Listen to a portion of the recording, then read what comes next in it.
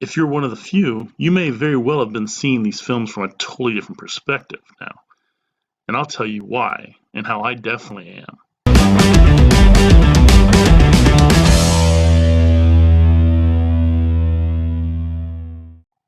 Hey everybody.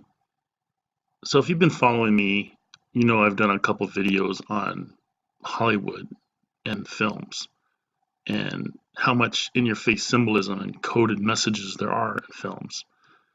Especially the recent throng of superhero collaborations like the Avengers primarily. Now for anyone who has eyes to see and ears to hear, if you're one of the few, you may very well have been seeing these films from a totally different perspective now.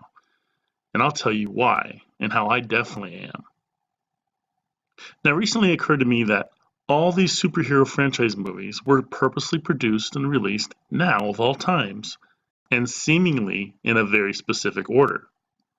Now you may even think I'm crazy for saying this, but that's something I've come to embrace over the past few years, as it only confirms I'm in a small minority of people who are awake. Now one of the first things you realize in an awakening is just how many people are asleep around you. As Sherry Shriner used to say, I know I'll be considered crazy, yet here I'm saying it anyway. Go figure. How many quote-unquote crazy people do you know that know they're considered nuts? Crazy people don't know they're crazy. But I'm predicting that some of you will look at me as so, thanks to society's mind control. Now consequently, I would compare it to being a designated driver. Now everyone around you is in a totally different mindset than you, so they just don't get the mood of a sober driver. In fact, it's rather annoying to them, and vice versa. But you, as the DD, know there's no point to argue with them in their current state, so you just ignore it and try to not hold it against them because they're under the influence. Only life's influence is extreme mind control, and no cold shower or 20 cups of coffee is going to snap them out of it either. Okay, so first we have Star Wars, released in 1977. Now, the Star Wars franchise is based on the real ongoing war in heaven between good forces and evil forces, which mankind is oblivious to, simply believing it's all fictional. You can refer to the Book of Revelation for the prophesied events. Now, rumor has it, and I have no proof of this, but George Lucas, along with Steven Spielberg, were approached by the CIA in film school. And that's how Star Wars landed in George Lucas's lap, and any number of scripts landed in Steven Spielberg's lap. Allegedly. Again, I have no proof of that. Now, the very next year, 1978, we have Superman making his silver screen debut. Coincidence these two films were released in consecutive years? Not likely. Once the big heavenly battle was revealed, here comes the Messiah, at least in superhero terms. Superman is seemingly loosely based on the Son of Man, Yahuah. He's the supposed savior of the entire world. Even though he has superpowers that could wipe mankind off the map, he chooses to use them for good. We wouldn't have another superhero film for at least a decade. Although 3 more Superman movies were released in the next decade, the next superhero blockbuster was released in 1989, DC Comics' Batman. Again, Superman, Messiah, Batman, The Dark Knight, aka Lucifer. Coincidence? Now for the last 20 years, including the most recent installment of Deadpool, the X-Men franchise is about hybrids with special powers, better known as Indigo or Starseed children, in order to desensitize us to those with special powers, accepting mutant kind. Now Sherry Shriner had said, and before I go on, I hope you're not tired of hearing her name in my videos. If you are, you might as well just turn it off and unsubscribe now. I'm not worried about hitting a specific figures with my subscribers. I only want people watching my videos who really want to learn what I can share through her ministry primarily. Now I cannot emphasize this enough. She is the only one that really knew what's going on from both sides of the veil, because she'd received her information straight from Father. You either believe it or you don't. Simple as that. She is his mouthpiece in the end times. She was absolutely necessary because everything, and I mean everything on this prison planet is tainted, including the Bible, all allowed to happen for Father's ultimate purpose. She gave us a fighting chance to see through all the lies and deceit that goes on in this world. And I, along with others that followed her ministry and still refer to it, believe that once we had sat at Father's feet requesting that he reveal all truths to us, he directed us to her website.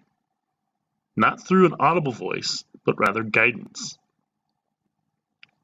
You can look at this world like a gigantic maze, and there's really no actual way out, despite what you were told when starting this figurative maze. Now, once you think there is, it turns out to be a dead end, either by a wall or a lie disguised as a wall. Only some don't see it that way, so they continue down the path anyway and get totally lost, whether they realize it or not. Now, how does that Einstein quote go? The definition of insanity is doing the same thing over and over and expecting a different result. Now, once you realize that and come to terms with the only way to finding the exit is by sitting at Father's feet and by putting ego and pride aside, actually admitting you have been badly deceived, never to trust man and man-made religion again, only then will you be shown the way. But you have to ask him for it. He won't just give the answers, because we have all been given free will and discernment provided by him. Now, he wants all of us to seek him through his true son Yahuah. But if you don't, Satan gets you by default. Now, that's what most people don't seem to understand, like atheists. They think they have a choice up until their last breath. Boy, they're in for a surprise. At any rate, the thing with hybrid children, they can still be redeemed because they're half human. They have a soul. Like anybody else, though, they need to choose Yahuah as their savior and Messiah. Now, what Sherry had seen with most of them, though, is that they don't. Most of them serve Satan's agenda because they're manipulated and controlled. And by the time they're born, they are chip implanted and controlled. Now, if you start asking them their beliefs, they'll give you a typical New Age kind of message. She said that Bill Deagle doesn't believe that Adam and Eve were created on Earth. He believes they were created in test tubes and placed in the Garden of Eden. Now, that's typical of a New Age message. How they created mankind in a test tube, and how our creators are coming back. These Anunnaki giants that are coming back, that they were our creators, our forefathers. That's the typical alien New Age message. Typically the one that starseed children and hybrid children end up picking up, if not just outright agnostic, don't care about religion and don't believe in it. The ones that do end up in some kind of New Age thing and pass themselves off as prophets in Christianity, like Bill Deagle, who admitted to Sherry years ago that he was a hybrid. Okay, so the next superhero movie we're going to talk about is the Unbreakable trilogy that was first released in 2000. Now, this trilogy is unique in the sense that it's not based on a comic superhero, but is a movie about comic superheroes, where there's something special in all of us. We just have to tap into it. Now, from the first to the last film, which is Glass, which was recently released, it's basically about good versus evil. Again, Yahuah versus Lucifer in a lot of ways. Now, in the first installment, Elijah Price is beyond envious of someone who has to have the exact opposite condition as him, where this other person would be unbreakable. He just has to create enough horrific tragedies after another until he finds him. The middle of the three films, called Split, is basically the required bridge between the first and last in order to stage the battle at the end in Glass. It has a lot of disturbing correlations to Lucifer, including that Kevin Crumb has 23, specifically 23 personalities, with one still on the brink of coming into the light. If you know anything about the number 23, it's a big number in cults because of the chromosomes of mankind. Now, the last installment, Glass, is again about good versus evil. David Dunn, the overseer, up against the beast, the 24th personality that rears its ugly head at the end of the first film. Now, naturally, with most M. Night Shyamalan films, he has a twist at the end. I'm not going to be a spoiler here, but If you want to fast forward for the next minute, go ahead. I think the movie's been out long enough for most people to have seen it that's going to see it. So ultimately, these films delve into the New Age philosophy, and that its message to the moviegoer is that we have to believe that we all have superpowers if only we believe we do. Just like the New Age discusses, if you believe it enough, it will become a reality. We just have to believe it into existence.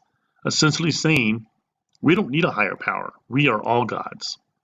That's the New Age philosophy in a nutshell. Complete blasphemy to the Most High Father Yahuah.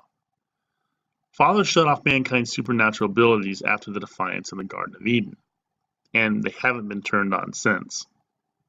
Unless you're a hybrid, and the mankind has been tampered with, which, trust me, has been going on for thousands of years. That was one of the biggest reasons for the flood and Noah's time. Now, the next film in the superhero bunch I'm going to talk about is Thor. Now, this is basically the story of Hallel turned Lucifer after the Great Rebellion. Thor's dad, Odin, king of Asgard, strips his son of his godly powers and exiles him to Earth, just like Lucifer being thrown out of heaven. Now, Thor's romance with Jane Foster on Earth is eerily similar to Lucifer's seduction of Lilith and then Eve. Not that you will ever hear the church confirm any of this. The big difference, though, is that Thor ultimately makes amends with Odin, something Lucifer has never done with Father Yahuah. They can't make the parallels too obvious now. I mean, think about it. They have to put some kind of twist in the storyline to keep people off track. And the next movie we're going to talk about in the superhero bunch is Guardians of the Galaxy. Now, from my perspective, it's basically more of a same thing along the lines of Star Wars, only directed more toward the new millennial generation, in my opinion. So we won't go into much of that. Okay, so now we're reaching the Captain America. The first one that I'm going to talk about is Captain America: Civil War. Now, this depicts an inevitable civil war within our country for any number of reasons, including the supposed fabricated division due to Trump's election, and or Muslims versus Christians, especially after the spectacle in New Zealand, or future false flags.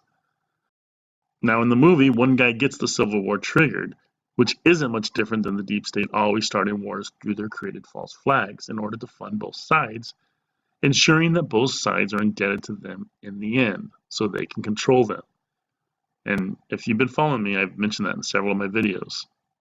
That's how they gain control of the masses. Next, we're going to talk about Doctor Strange. Now, Doctor Strange is described as the mightiest magician in the cosmos, and more powerful by far than any of your fellow humanoids.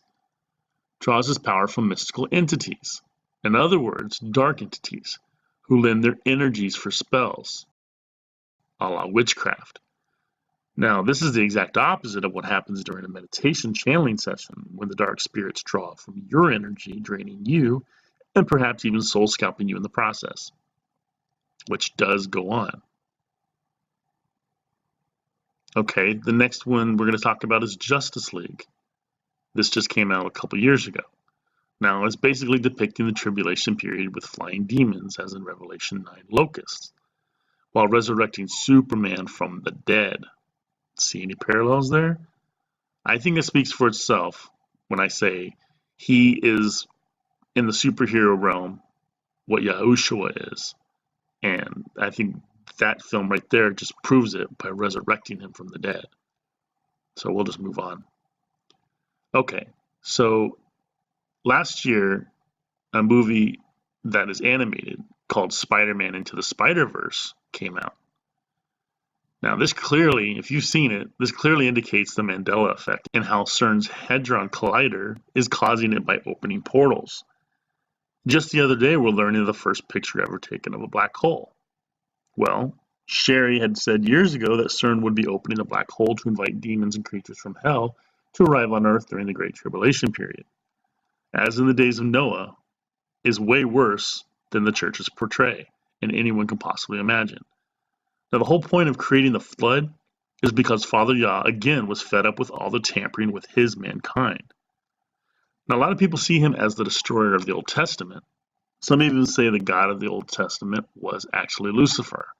But that's simply not true. He's seen as the destroyer because people have never been told the truth.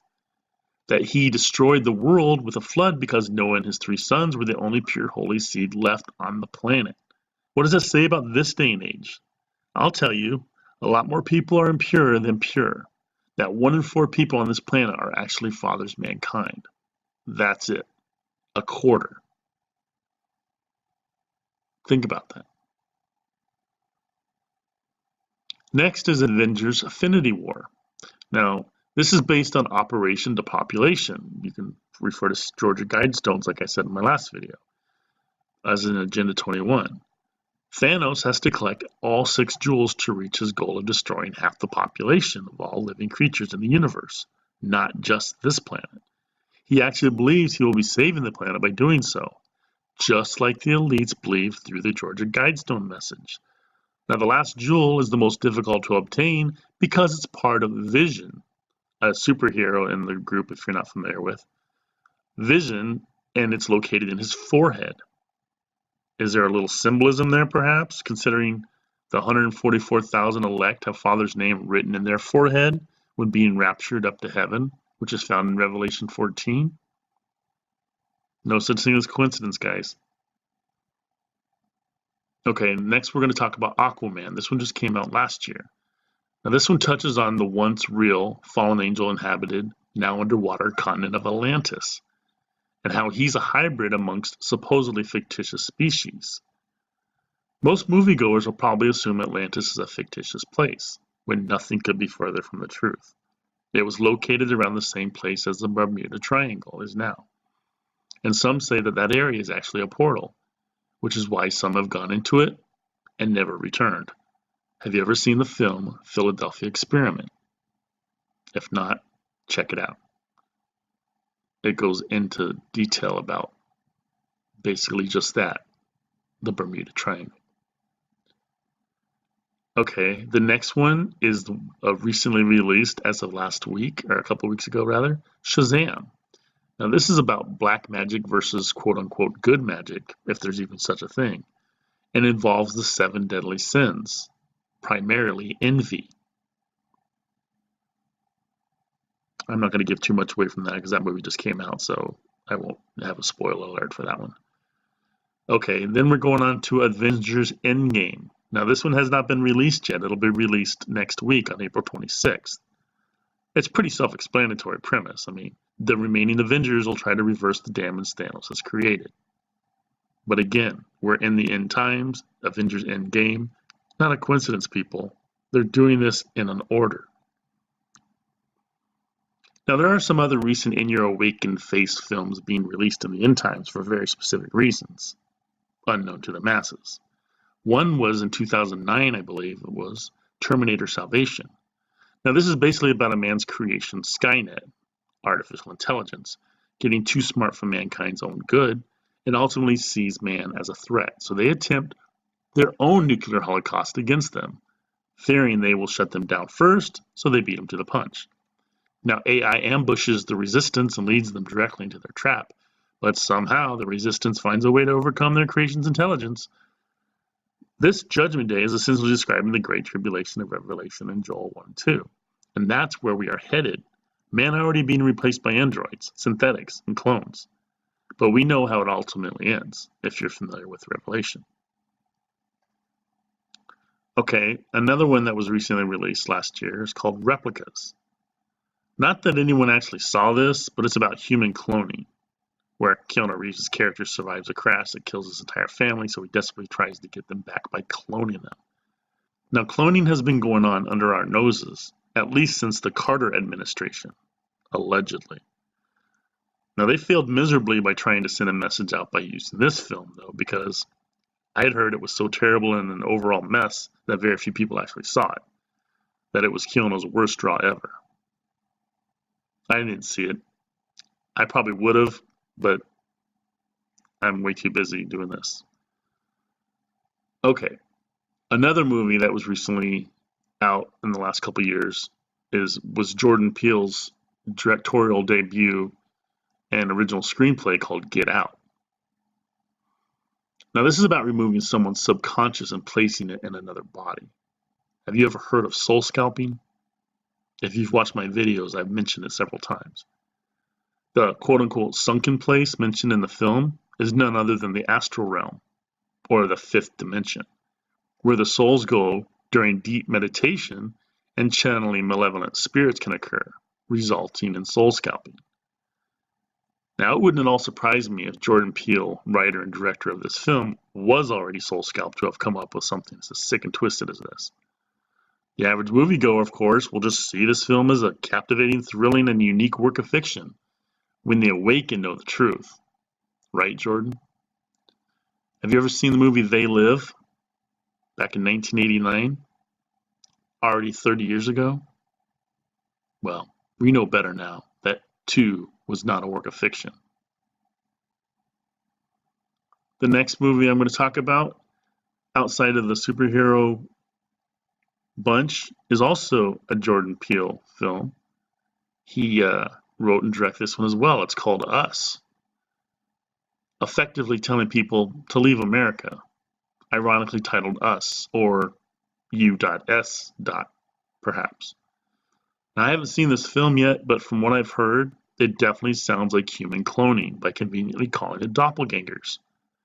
The clones seemingly overtake the originals in the film, which is what Lucifer is trying to do now, in the end times, get rid of all of Father's mankind, replacing them with synthetics, androids, hybrids, anything to kill off mankind, as Lucifer and his minion, fallen angels, loathe mankind. It's basically already been done in Hollywood and Congress, primarily. And again, I'm willing to bet that includes the writer and director of this film, Jordan Peele. But I have no proof of that. Okay, the most recent one that's come out is an animated film called The Missing Link. Now, Lucifer's creation, trying to mimic Father's mankind with the Neanderthal. Now, Sherry had mentioned that the reason the missing link will never be solved by evolutionists is because these beings were not created by Father Yahuah. Contrary to popular belief, or rather mind control, not everything on this prison planet was directly created by Father. Yes, he created everything that created evil, but through free will, he allowed them to create unholy things, like Nephilim, aka giants, CERN, and their evil Hadron Collider, just to name a couple. Now, these cavemen, being another, were created by Lucifer, who could never identically mimic Father's creation due to the 11-22-33 principle, being the DNA imprint of Father's holy seed of his mankind, making it an unsolvable puzzle even for beings who had possibly thousands of years to perfect it. 11 is the number of ribs, 22 is the number of bones in the skull, and 33 is the number of vertebrae of mankind. Now, to this day, these are the most significant numbers for any occult group in existence, and not by chance either. So I wanted to talk about the word superheroes. I don't think, like I said, I don't think it's a coincidence that they're coming out now in droves of all times to come out.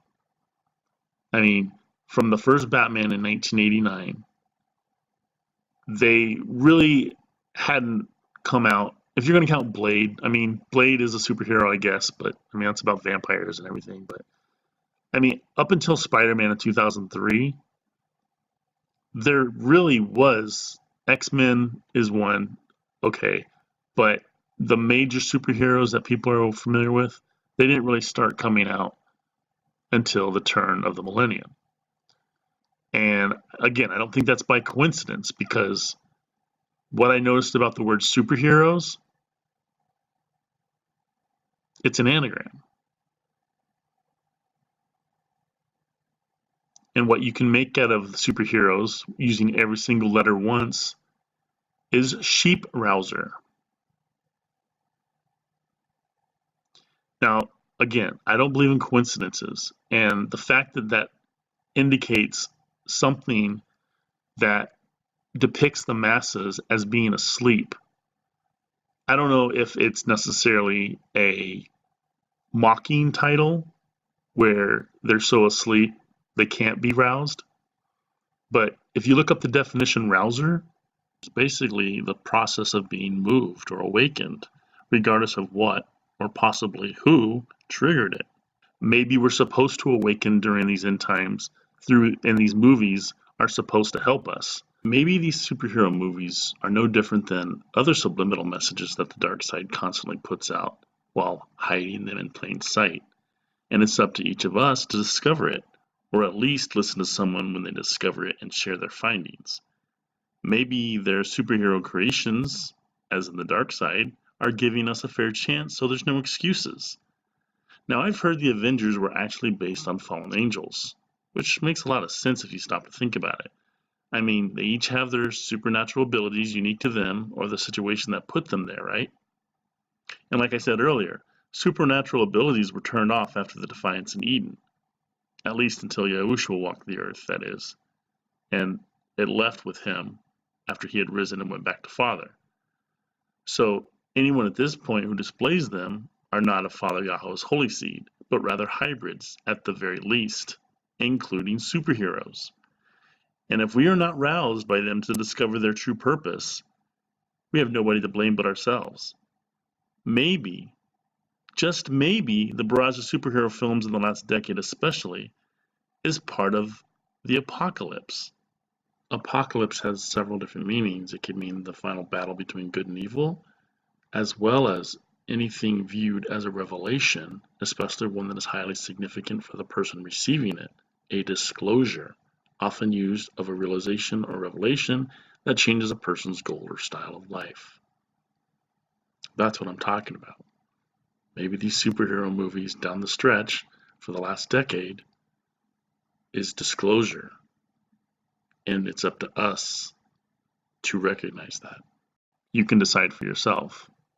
But the fact that it involves the word sheep, which is very common with the awake community, as in the masses are asleep, and rouser. If nothing else in this life, the one thing that you can pretty much relate anything and everything to is a specific passage, Ecclesiastes 1:9. There's no new thing under the sun. And the reason it's so significant is because of who's allowed to run the prison, all for Father Yahuah's purpose. Now, Lucifer can only mimic Father in every sense of the word. Everything you see right now has either already been done in heaven or is a tweaked and tainted version of Father's creation. Think about that. There is no new thing under the sun, because Father Yahuah, as he explains in Isaiah 46 verses 9 through 13, knows the end from the beginning. He already knows what Lucifer is going to try. He already knows what he's going to copycat. He knows everything because he is the Most High. Now, there's an interesting speech at the end of Glass by Elijah Price, and I'm going to play that for you to end this video. And you tell me if that anagram is a coincidence or it's the coded message. God bless.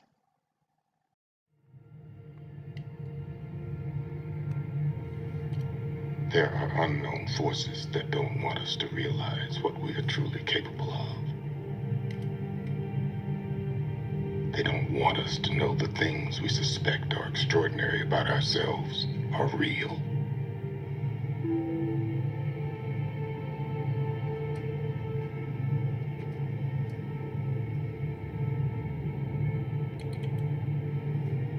I believe that if everyone sees what just a few people become when they wholly embrace their gifts, others will awaken.